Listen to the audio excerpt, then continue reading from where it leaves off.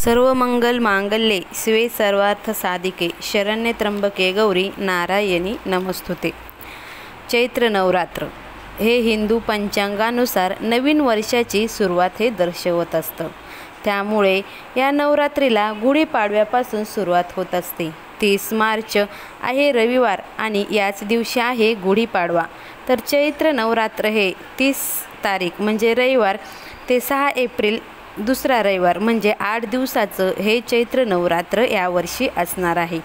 अष्टमी आणि नवमी एकत्र असल्यामुळे हे नवरात्र 8 दिवसाचं ठरणार आहे असं मानलं जातं।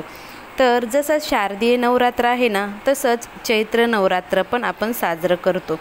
चैत्र नवरात्र दिवशी आपण आपल्या कुलदेवीची सेवाही करायची असते। आपल्या घरात जर काही अडीअडचण असतील, कुणाचं पटत नसेल, भांडणे असतील, दुःख असेल, जे आपली प्रगती होत नसेल, तर त्यासाठी आपल्याला या नवरात्रीमध्ये कुलदेवीची सेवाही करायची असते। तर आपल्याला हे नवरात्र कसं बसवायचं म्हणजे घट कसं बसवायचं, सेम आपण जसं शारदीय नवरात्रीमध्ये देवीचं घट बसवतो त्याच प्रकारे आपल्याला चैत्र नवरात्रीत पण घट हे बसवायचे असतात। अखंड दिवा तुम्हाला इथं लावायचा असतो। घरात आपल्याला कुलदेवीची सेवाही करायची असते। त्यामुळे घरात हे सकारात्मक वातावरण राहतं, दुःख अडचणी दूर होतात, घरातील प्रत्येकाची प्रगती होते। दुःख येऊ नये म्हणून आपल्याला या दिवशी दुर्गा सप्तशतीचं पाठ करायचं असतात। शारदीय नवरात्रामध्ये आपण 14 सप्तशतीचं पाठ करतो, म्हणजे 14 सप्तशतीचं पाठ केलं तर आपलं नवचंडी पूर्ण होतं असं मानलं जातं। तसेच आपल्याला या चैत्र नवरात्रीला सुद्धा दुर्गा सप्तशतीचं पाठ करायचं आहे। तुम्हाला जमेल तेवढं तुम्हाला पाठ या नवरात्रीत तुम्ही करू शकता। तुम्हाला जर एक पाठ करायला जमत असेल तर तुम्ही पूर्ण पाठसुद्धा करू शकता। शारदीय नवरात्रीला जेवढं महत्त्व आहे ना, तेवढंच चैत्र नवरात्रीला सुद्धा महत्त्व आहे।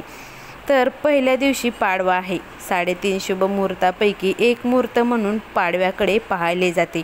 या दिवशी आपल्याला घटस्थापनाही करायची आहे।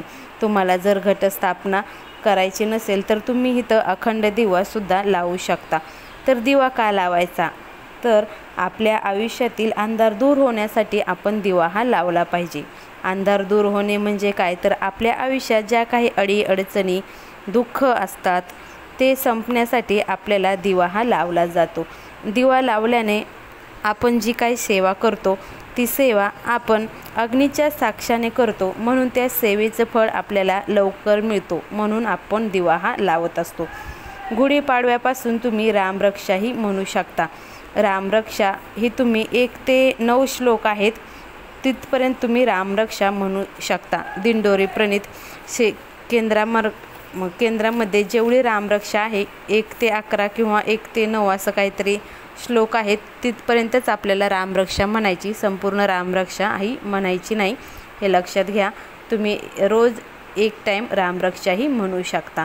तसेच तुम्हाला दुर्गा सप्तशतीचं पाठ हे चैत्र नवरात्र म्हणजे पाडव्यापासून ते चैत्र पौर्णिमेपर्यंत तुम्ही हे पाठ करू शकता। नसेल जमत तर तुम्ही नवरात्रीमध्ये 9 दिवस म्हणजे रामनवमीपर्यंत पाठ हे करू शकता। तुम्हाला जर उपवास करायचा असेल ह्या नवरात्रीत तर तुम्ही उपवास करू शकता। काही जण हे उठता बसता उपवास करत असतात, परंतु ह्या 9 दिवसात तुम्हाला जर म्हणजे पाठ करायला जमत नसेल, तुम्हाला घट बसवायला जमत नसेल, अखंड दिवा लावायला जमत नसेल, तर या गोष्टी तुम्ही आवर्जून पाळा। म्हणजे तुम्ही मांसाहार करू नका।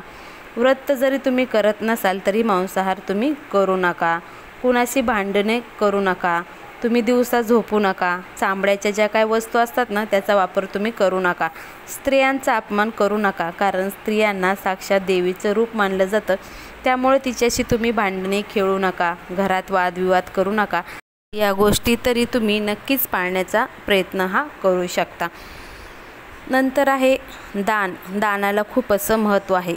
सर्वात श्रेष्ठ दान म्हणजे अन्नदान हे आपण ह्याच्याकडं पाहिलं जातं। तर ज्या लोकांना गरज आहे ना त्याच लोकांना तुम्ही अन्नदान करू शकता। म्हणजे तुम्ही म्हणताना एखादा श्रीमंत व्यक्ती तुम्ही तुमच्या घरी जेवायला बोलवायचा आणि म्हणणार की आम्ही अन्नदान केले, तर असं काही नाही। ज्यांना खरंच गरज आहे ना अन्नदानाची किंवा कुठल्या गोष्टीची, त्याच लोकांना तुम्ही अन्नदान किंवा पैशाचं दान हे करू शकता. ज्याला गरज नाही त्याला जर तुम्ही दान केलं तर ते तुमचं दान फुकट जातं, म्हणजे वाया जातं. म्हणून ज्यांना गरजवंतांनाच तुम्ही दान हे करू शकता. जसं की तुम्ही एखाद्या अनाथाश्रमात जाऊन तिकडं तुम्ही शाळेचे बुक देऊ शकता किंवा तुम्हाला पैशाचं दान तुम्ही इथं देऊ शकता. जमेल तसं तुमच्या यथाशक्ती तुम्हाला दानधर्म या 9 दिवसामध्ये करायचा आहे. तुम्हाला जर दुर्गा सप्तशती पाठ करायला जमत नसेल, तुम्ही ऑफिसला असताल, तुम्हाला काम असतं, लहान मुलं असेल तर तुम्हाला पाठ करायला जमत नाही, तर मग काय करायचं, रोज तुम्ही 2 अध्याय 3 अध्याय मनापासून हा पाठ करायचा आहे. ह्याची सुरुवात पहिल्या पानापासून, म्हणजे जे 6 श्लोक आहेत ते अगोदर वाचायच्यात. नंतर दैवकवचम अथ कीलकम स्रोत हिथून जे सुरुवात करायची ते लास्ट पेजपर्यंत आपल्याला क्षमा प्रार्थना स्रोतपर्यंत वाचायचं आहे. म्हणजे एक पाठ आपला हा कंप्लीट होतो. तर हे पूर्ण पुस्तक आपल्याला वाचायचं आहे, हे लक्षात ठेवा.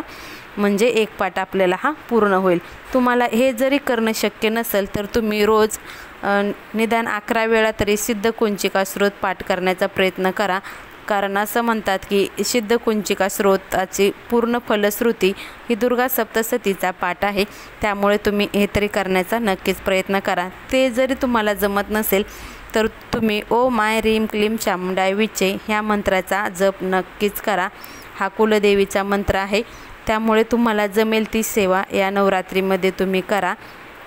तुमच्या घरात ज्या काही अडीअडचणी असतात, पैशाच्या अडचणी असतात, आर्थिक प्रॉब्लेम असतात, त्या जर तुम्ही कुलदेवीची सेवा केली तर ते प्रॉब्लेम नक्कीच आपले दूर होतात. कारण कुलदेवी ही आपल्या कुळाचा उद्धार करत असते. त्यामुळे तुम्ही त्यांची सेवा तरी नक्कीच करा. तुम्हाला जर तुमच्यापासून जर तुमच्या कुलदेवीचं स्थान जवळ असेल तर मूळ स्थानावर जाऊन तिची खणा नारळाने ओठी तरी नक्कीच भरा.